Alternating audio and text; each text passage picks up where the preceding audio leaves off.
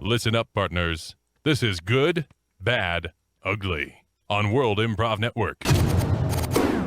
Good evening, everyone. I am Alex. My name is Asa. And I am Kevin. And we are your astute wind counselors to get you through the week with any daily grind issues or any problems that you want us to solve for you.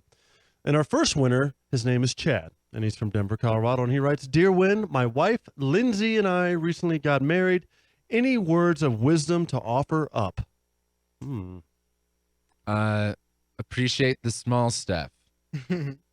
Oh, that's it? That's short but sweet. That's it. That's small stuff right there. You just right to the point. Bam. Bam. I would say, embrace it fully, but always keep something for yourself. Maybe not like a physical thing, but like always. What do you mean? I mean, like, have like maybe a place that you can go where she's not there, and like you can just like be by yourself, like a and have safe room. headspace. Yeah, like a safe place. But like a safe room. I think it's always important, even when you meld yourself with someone else in marriage, the holy sacrament of marriage, to still have some type of individuality, just for your own sanity. That makes sense because you've been married 4 times, right? Yeah, Kevin? 4 times. Going on my 5th. 5th, okay. But I haven't obviously achieved the goal that I'm talking about. Well, I know because on the 3rd marriage, you were starting to build that safe room where you have, 5 bolt locks and you can, it's bomb-proof. And that was a bad direction to go in, right? By actually building a safe room, right? Impenetrable. I took it a little too literally when I read about it in the therapeutic book that I read. How big was the safe room that you were going to make? It was an 8x8 steel room. Yeah. Small stuff. Yeah, no windows, but it had an Xbox. Yep. It had Xbox, Wi-Fi, and literally was impervious to missiles and bombs. Even if the Air Force were to drop 8,000 bombs on that. If they had any. If they had any, I know. God, I heard about that. Right? Yeah. Gosh, man. How do you run out of bombs? That's a question I don't want the answer to. Yeah. I mean, well, Lindsay and Chad, I want to just say good luck. That's it. All right. David, our next winner from Washington. I wonder if he was expecting for us to like give him some really words of wisdom. Yeah. Yeah. Well, good luck. Yeah. Sorry, Chad. Sorry, buddy. Our next winner is David from Washington, D.C., and he writes, Dear Win, since the start of the U.S. bombing campaign against ISIS 15 months ago, the U.S. Air Force has stated that they're running out of bombs and missiles. Wow. Any suggestions on what the Air Force should do? Well, it's ironic that this is actually one of our questions because we were watching that court case, that community court case, where the Department of Defense was getting sued by the Air Force. Boy, that turned out bad, didn't it? And those are the people in charge. Mm-hmm. Exactly. They're these hot-headed. They're both dead now. Pistol wielding. I think. Yeah. Well, my advice would be, all right, you're out of bombs. Drop something else. Like what? Like leaflets? Pianos, baby grand pianos. Oh, baby grands. Anvils. Porta potties. Oh, porta potties would be awesome when they're totally full. Chemical warfare. Oh gosh, yeah. That might be against the Geneva Convention. If you think about it, if you dropped like 150 gallons of refuse from a porta potty, ooh, it'd be like a cluster bomb honestly, at the ground. I would say harness the power of nature and simulate natural disasters. Oh, that's pretty good. That's like mad science. That's like evil mastermind type stuff right there. Like put a bomb in a certain place that's going to create some type of I don't know if this is possible. Do you know the Yakuza? Like create tectonic friction that'll create an earthquake at a certain place, or that's a good idea. Blow up, a water area that'll like release water to flood an entire ISIS-held controlled area. That's happened before. Really? Yeah. The Yakuza, the Japanese mafia, actually had remote controlled Hurricane Katrina to hit New Orleans. Oh, wow. Yeah. I didn't know the Yakuza had so much against New Orleans.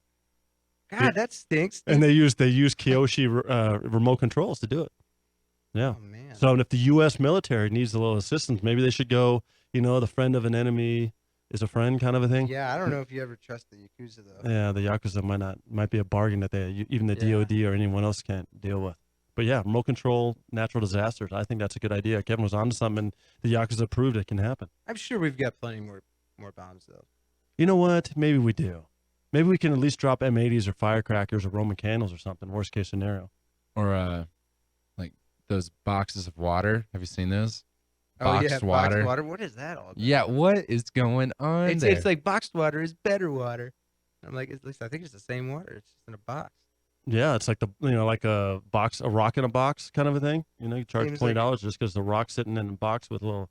All right. So here's my last. All right. Here, drop boxes of water, but like, it's like mystery flavors. You never know what you're gonna be drinking Oh, from the Just box. like, could some of them be like? Well, I mean, if they're replacing bombs, are they gonna be like poison water? No. I'm saying like go a different direction. Stop dropping bombs And just drop water. and drop some cooler stuff. It Like- just Drop just helpful stuff. hydrate all of them. Yeah. People wouldn't be so cranky if they had more water. That's true. If they're hydrated, they might not get mad.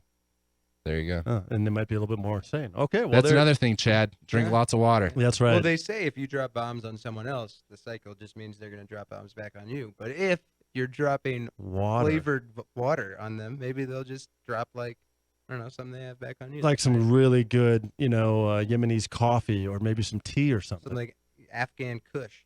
Yeah, that. Yeah, all right, well, there you go. The African Kush, huh? All right, well, in that case, Carl from Chicago, Illinois writes, Dear Win, I always seem to be looked over or being taken advantage of by women. Is being kind really a positive trait or just makes me a stupid guy? Wow. So Carl's having a hard time, seems like, with women. Carl, you're a Wait. stupid guy. Wait, what was? Why He's always being looked over by women or being taken Oh, advantage by okay. women for being too nice of a guy, essentially. And essentially, Carl obviously hasn't done enough homework on the internet, and therefore he's quite stupid because he is repeating the cycle over and over again, being Wow. taken advantage of. Oh, okay. I'm gonna defend him a little bit here. I'm not gonna say he's a stupid guy. It's just he hasn't found his. Look, I think it goes in ebbs and flows, and his just high point hasn't happened yet. True, like you went through 4 marriages. You Yeah, just, the yeah. fifth one could be your Man, high point. I went years without even making eye contact with a woman, and then I got married 4 times, Right? and then I got a little bit bad again, but now I'm getting married again. But also, dude, being a nice guy is good. That's a good thing. You shouldn't feel bad about that. That's a great thing. You'll find someone who appreciates you.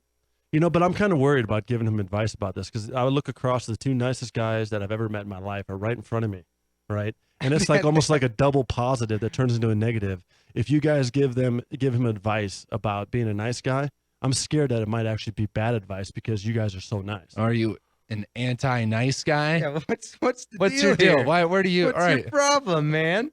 Well, Hey, I'm I just- might be nice, but I can get pretty tough too. Well, I'm just looking out for Carl's best interest. That's all. It's a serious question. He needs advice here. And so, what's the question? Like, what should he do? Or He's basically looking for help, like how to break this cycle of being looked over or taken advantage of by women because he's just too nice of a guy. I say get scientific about it. Take some notes on what it is you're doing, Mhm. and then with information, change your course of direction. Be a scientist, Carl, Well, that's a good idea. Behavioral scientist. That's right. or join the Air Force. Ladies love a man in uniform. That's true. And yeah, you- that's true. You could just hit some of the marks, like you become a fireman, Right. firefighter. I Yeah, think firefighter, it's yeah. called. they're beloved.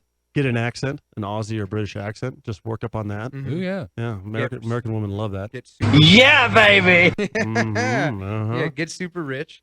Yeah. Money is attractive. That's global. That's universal. Women all around the world like money. I mean, everybody likes money. Yeah, Money, money, money. They got songs about the stuff. yeah, absolutely. Don't hear any songs about boxed water, but I'll tell you what. In 3 years' time, you're gonna top Billboard top 20 Boxed water. boxed water. All right. Well, there's your From answer, Nelly. Carl. You see again, these 2 guys in front of me, they got right to the nitty gritty and got you the answers you need. I think you've got 5 or 6 different options to all of a sudden start turning the tides in your direction.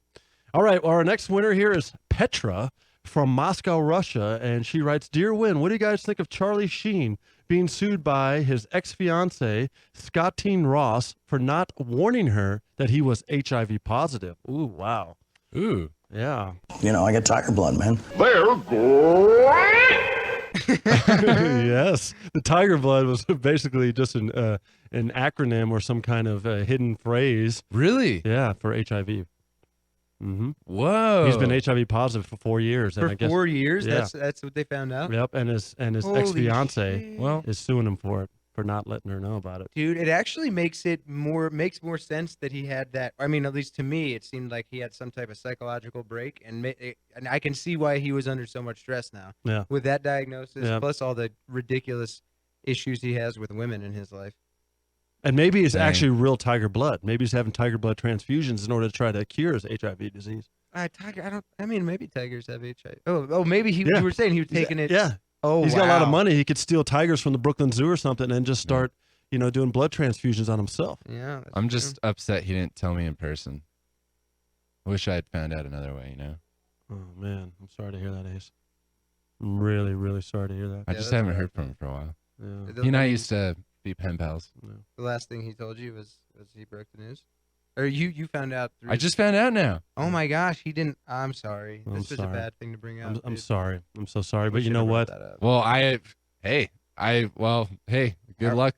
Like, I don't know what I didn't- what should I know it's none of my business, but are you good? I mean, no, we weren't involved. Oh, okay. That's good. You weren't like. We were pen pals. I told oh, you. gotcha. I just said that. Gotcha. Oh, sorry. Sorry. Jeez. Sorry to take it a step further, Ace. Well, all right. So this lady, like, she's suing him for Mhm. not telling. Oh, Having zero experience with this, I can't give a real opinion, but I could see why she'd be pissed. I'll just say the same thing that I said to Chad. Good luck. And you know what? That's a wrap. Thanks for listening to Win on Mile High Sports Radio. Don't forget to be a winner and interact with the cast by sending your suggestions or questions for each show segment throughout the week by hitting them up on Facebook at World Improv Network, on Twitter at World Improv Net, or by calling into the Mile High Sports Radio studio line on Sundays before or during the show. See you next week.